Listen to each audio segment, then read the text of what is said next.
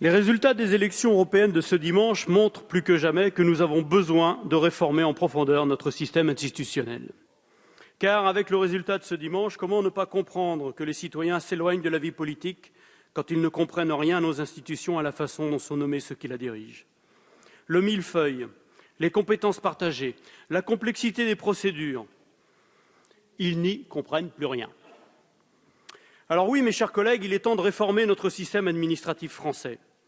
Le Premier ministre s'est engagé résolument avec le Président de la République pour une réforme territoriale ambitieuse, donnant aux régions des moyens d'action, se rapprochant des standards européens, et nous leur souhaitons d'aller le plus loin possible, et nous les soutiendrons. Toutefois, je le répète une nouvelle fois, fidèles au principe de décentralisation différenciée, nous ne pouvons accepter que cette réforme territoriale soit sous-tendue par une logique purement comptable de division par deux du nombre de régions. Les périmètres des régions ne sauraient être définis dans un bureau parisien par des géomètres technocrates sur des critères INSEE. Je me suis prêté au jeu des découpages sur le site internet du Monde pour essayer d'arriver à 12 régions. J'ai eu beau essayer toutes les combinaisons possibles, je n'ai pas réussi à trouver de solution qui puisse être satisfaisante pour la cohésion de nos territoires. Une France, non, sûrement pas. Une France à 15 ou 16 régions est beaucoup plus facile à mettre en œuvre et témoignerait surtout tout autant du réformisme du gouvernement. Je voudrais dire à vous, Madame la Ministre, que la réussite de votre réforme ne se mesurera pas au nombre de régions qui aura été supprimées, mais au souffle nouveau qu'il souhaite de leur donner en cohérence avec le découpage des territoires vécus. Car ce que je ne comprends absolument pas, c'est que l'on n'envisagerait plus de redécouper les régions, mais de simples fusions. Pourtant, Madame la Ministre, vous avez exprimé à plusieurs reprises qu'il faudrait redécouper certaines régions. Si on ne faisait que des fusions, la Bretagne resterait amputée de son 5e département, la Loire-Atlantique. Comment expliquer cela aux Bretons, eux qui n'ont jamais autant voté pour des listes régionalistes? Comment expliquer cela aux 548 communes sur les 14 000 que compte la Bretagne à 5 départements qui ont voté des vœux pour la réunification de la Bretagne? Comment l'expliquer à ceux qui, depuis plus de 40 ans, manifestent à intervalles réguliers, à plus de 10 000, il y a encore un mois, par exemple, pour la réintégration de la Loire-Atlantique à la Bretagne? Dois-je rappeler que dans toute la France, ce sont les seuls à s'être mobilisés avec leur région sur les questions institutionnelles? Alors que le Président de la République et le Premier ministre appellent les Français à se saisir de cette réforme, on claquerait ainsi la porte au nez aux seuls citoyens qui se sont exprimés avec enthousiasme sur la question. On ne leur offrirait même pas la possibilité de les consulter, comme je le propose dans une proposition de loi qui vise à faciliter la tenue des référendums en cas de découpage des régions. Ce qui se passerait en termes de démocratie ne serait pas anodin. Prenons le temps de réfléchir. En termes d'aménagement du territoire, le découpage des Pays de Loire, je le dis, s'impose. C'est quelque chose que je connais bien. Dans tous les cas de figure, les Pays de Loire ne peuvent s'intégrer aux régions voisines sans créer un monstre technocratique, sans fondement avec l'avis des citoyens. La fusion de la Bretagne avec les Pays de Loire, c'est mettre Brest et Le Mans dans la même région.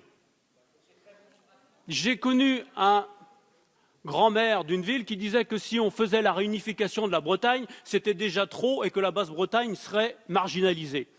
Alors, si on va jusqu'au Mans, je ne sais pas ce que sera la Basse-Bretagne, mais la marginalisation, ça me paraît évident. Si on met, par exemple, les Pays de Loire avec le centre, on met Saint-Nazaire et Nantes avec Chartres et Montargis. Oui, je ne dis pas le contraire, mais il n'y a là aucune cohérence en termes d'aménagement du territoire. Et si on met enfin les Pays de Loire avec la région Poitou-Charentes, on se retrouve avec Laval aux portes de Bordeaux. Il n'y a là non plus aucune cohérence territoriale.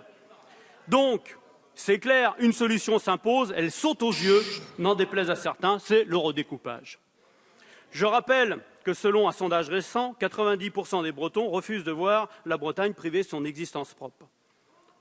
En quoi cela est-il synonyme de réflexe identitaire, puisqu'on peut être tout à fait breton et français, et je pense que j'en suis un bon exemple tout de même.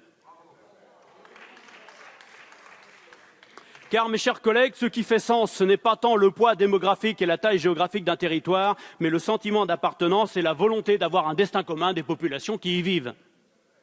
En témoignant les États ou régions autonomes, en témoignent les États ou les régions autonomes de l'Union européenne, dont la superficie ou le nombre d'habitants sont par exemple plus faibles que ceux de la Bretagne à 5 départements. Pour continuer avec les comparaisons européennes, un constat s'impose. Tous les États de l'ouest de l'Europe, à taille comparable à la France, ont adopté un système fédéral, où toutes les régions participent au processus normatif dans son entièreté. En Allemagne, soit un système différencié d'autonomie régionale qui peut s'appliquer sur l'ensemble du territoire, en Espagne, en Italie, ou à certaines de ses composantes, par exemple au Royaume-Uni avec le Pays de Galles et l'Écosse. Il est en effet bon de rappeler que ce qui est à l'œuvre chez nos voisins, la région partage avec l'État le pouvoir normatif et les assemblées ou parlements régionaux s'imposent en droit et en fait au niveau des collectivités infrarégionales, y compris les métropoles, sans que cela soulève quoi que ce soit comme contestation. Munich, par exemple, capitale de la Bavière, ne conteste aucunement la prééminence du Land de Bavière. Il en est de même entre Barcelone et la Generalitat de Catalogne.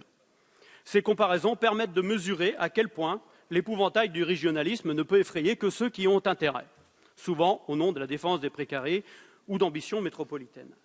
À ce titre, la prise de position publique aujourd'hui d'un certain nombre d'élus du Grand Ouest, qui se prononcent contre une Bretagne à 5 départements avec une réintégration de la Loire-Atlantique, vise à quoi finalement? Ils n'ont pas le tort d'être élus, bien sûr, Monsieur Piron, mais il faut bien voir les choses en tant que cohérence d'aménagement du territoire. Les métropoles ne peuvent être comme les villes libres de l'Ancien Régime, ne se souciant plus d'être des pôles structurants de leur espace ou de leur hinterland. C'est bien clair. Il faut donc qu'elles soient effectivement sous la coupe des régions.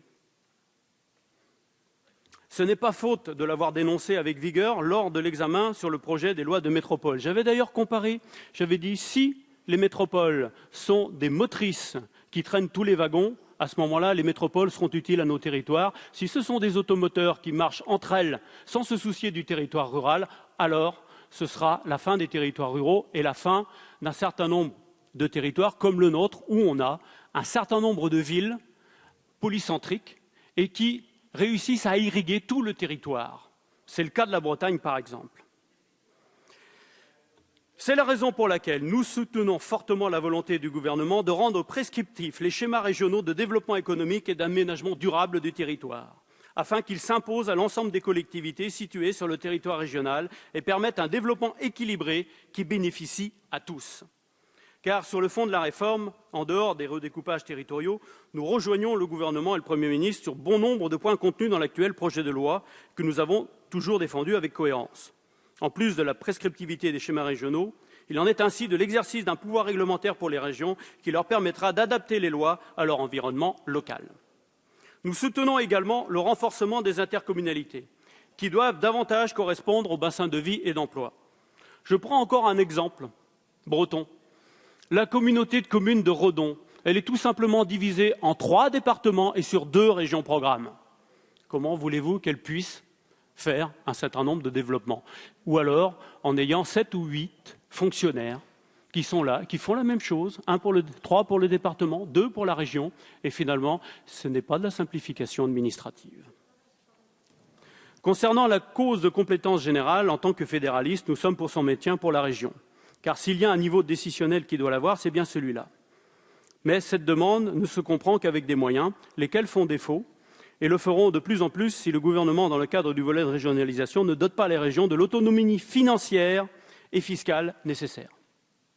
Nous attendons une réelle réforme sur la fiscalité des collectivités locales qui pourrait idéalement se retrouver dans le projet de loi de finances pour 2015. Enfin, nous nous réjouissons qu'une réflexion poussée soit désormais enclenchée sur le rôle des conseils départementaux. Alors qu'il y a 6 mois encore, j'étais bien seul dans cet hémicycle pour défendre leur suppression, les compétences du département pourraient être, comme l'a dit notre collègue Sauvadet, être avantageusement redistribuées pour une meilleure efficience de l'action publique entre d'un côté les EPCI basés sur les bassins de vie et la région. Le roi, pardon, excusez-moi. Alors, j'en appelle donc à nos collègues de l'opposition. Vous écoutons, M. Monac. J'en appelle donc à mes collègues de l'opposition, disais-je, pour évidemment modifier la Constitution afin de permettre la disparition des conseils généraux. Messieurs Fillon et Juppé l'avaient proposé. Arrêtons-nous de nous accrocher à une structure administrative de la fin du XVIIIe siècle. Il y a bien longtemps que nous n'avons plus besoin d'une journée de cheval pour aller au chef-lieu de département. Il faudra donc du courage, de la persuasion pour mener à bien une réforme territoriale ambitieuse dont le but est une meilleure efficience de l'action publique en allégeant l'indigeste millefeuille institutionnel. Bien que ce soit une spécialité de l'Assemblée, il me semble qu'en matière administrative, on peut en faire l'économie.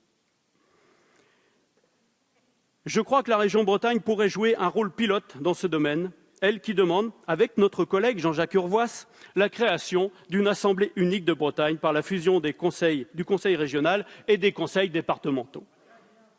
Attention toutefois à ne pas ressortir le feu conseiller territorial élu dans des circonscriptions au scrutin majoritaire sur des bases localistes. Si la métropole de Lyon a pu créer sa collectivité locale à statut particulier, la Bretagne, l'Alsace ou la Savoie doivent pouvoir faire de même.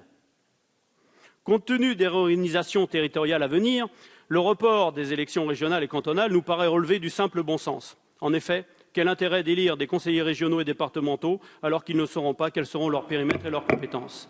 Je termine, Monsieur le Président. Mais pour clarifier l'architecture, il y a un énorme effort de transparence démocratie à réaliser. L'accumulation de couches au pouvoir important mais sans légitimité démocratique suffisante est un mauvais signal démocratique. Il est indispensable que l'élection au sein des intercommunalités et des conseils métropolitains se fasse au suffrage universel le plus rapidement possible. En tout cas, une partie des délégués doivent être élus au suffrage universel. Voilà, mes chers collègues, les fortes attentes que nous exprimons sur cette réforme, jadis présentée par le Président de la République comme la mère des réformes. Il n'est désormais plus question de louper ce rendez-vous avec les Français, au risque d'un creusement entre la classe politique et les citoyens. Je vous remercie.